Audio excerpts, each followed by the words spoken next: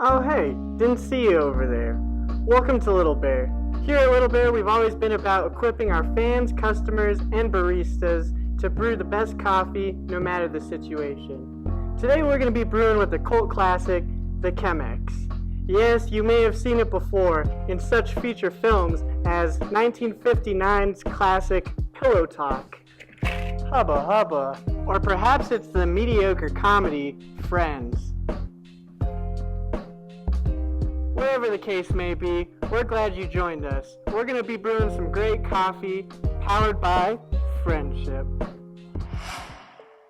Welcome back, Little Bears. The Chemex is known for its rich history, with chemist in 1941 Peter Schlumbaum, or as we call him, our boy Pete. What you'll need today is a Chemex, a scale, respective filters, your favorite mug, and your favorite coffee weighed out to 41 grams.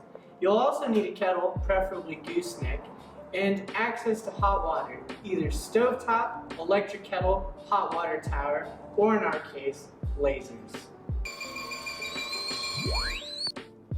Now I know you have a lot of questions, but don't worry, we'll be taking questions at the end.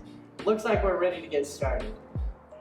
First step is wetting your filter to get rid of any papery flavors, just like any other pour-over method. Dispose of the old water.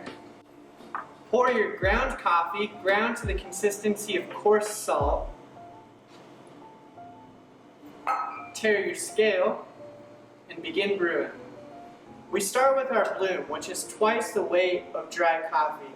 In this case, we're going to be pouring about 82 grams of hot water. After you finish your bloom pour, you start your timer and bloom for 30 to 45 seconds.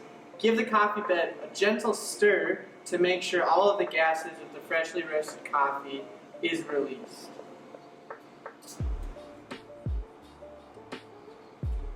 Rinse your spoon and wait. Then begin your first pour.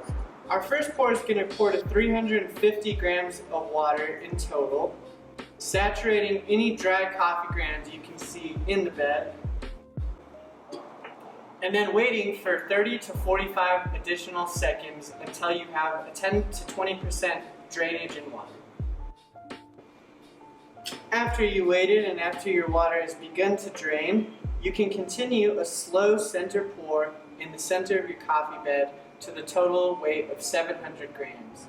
One quick tip is that you don't want to let your coffee bed go beyond 1 finger width in your Chemex craft.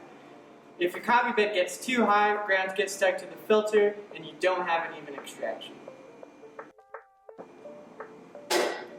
All done. Now we wait for a total water drainage and an even extraction. Because some coarse ground can get stuck to the side of the filter, don't be afraid to give it 1 or 2 gentle spins to grab those grounds stuck to the filter for an even flat bed at the very end of your extraction. Are Heelys ever gonna make a comeback? Sometimes I forget I even have legs. Why do some cats make me sneeze, but others don't? Does NASA make all of their money off of Target merch? They can see you. Wonder what the homies are up to. What does it mean to be conscious? Who am I? We are very likely a simulation. I'm glad I don't have a faux hawk anymore.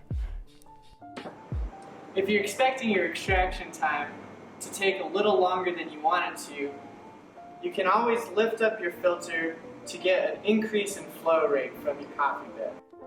We're hoping to finish the extraction between 4 minutes and 45 seconds and 5 minutes and 15 seconds. As soon as your extraction is complete, make sure your bed is nice, even, and flat. Dispose of the coffee, which is compostable, and enjoy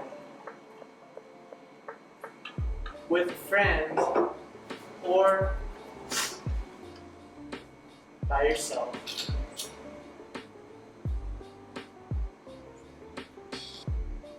Mmm.